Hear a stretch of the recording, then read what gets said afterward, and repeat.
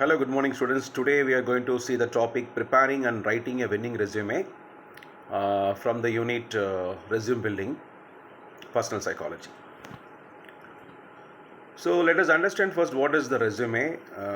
Okay, it's a summary of your academic and personal experience, right? And it is including before and after school activities and volunteer work, what you have to carried out in your educational life. And also most of the colleges and employers want to see your resume when they are considering whether you are not to admit or to hire you. Yes, of course, in colleges when you are pursuing your higher studies, they expect your resume to conduct some interviews. And if you want to apply for a job as a fresher also, the resume it plays a major role. So the purpose of resume is to show employers that you are qualified for the position. Also you convince them to offer you an interview.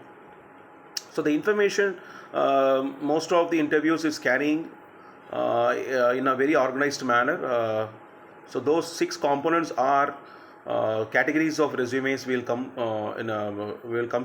see that categories later, but the six components are: one is personal information, the second one is work experience, the third one is extracurricular activities, and fourth one is volunteer experience.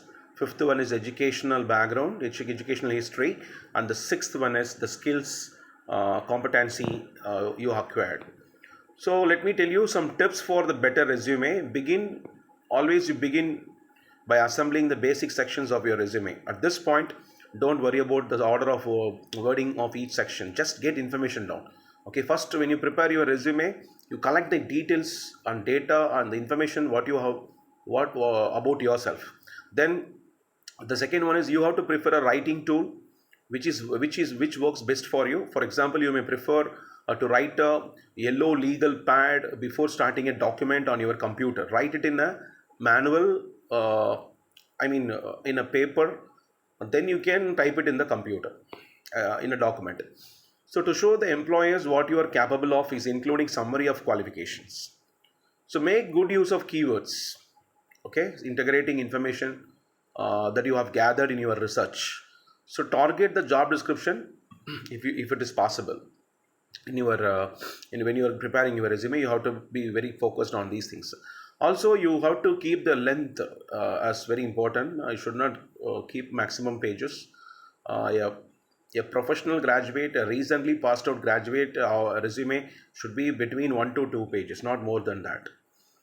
And yes, if you look at the resume types, there are two types. One is chronological resume, the other one is functional resume.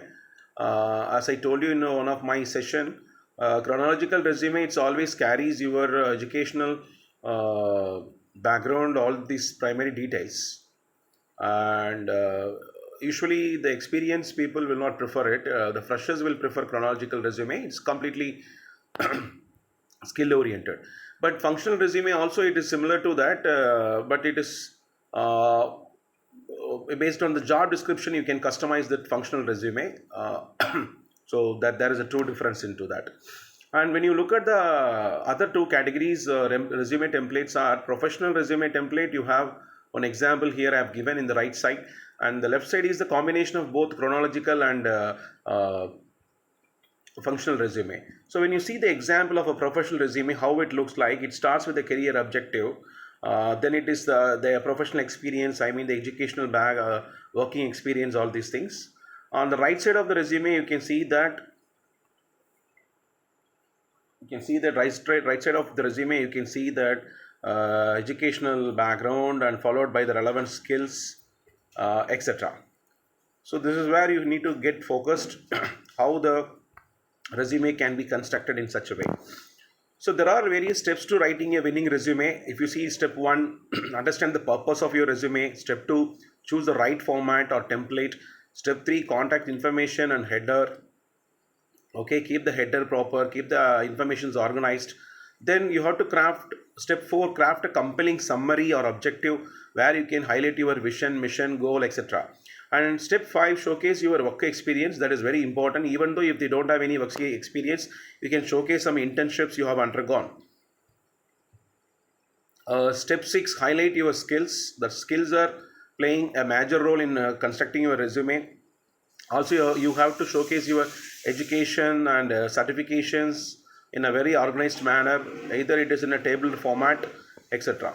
And step 8, you have to tailor your resume for each job application according to the formatting and designing, according to the various format and design. Step 10, proofread and edit the resume once you have completed all these things. So thank you very much for understanding this class. Let us continue in the next class.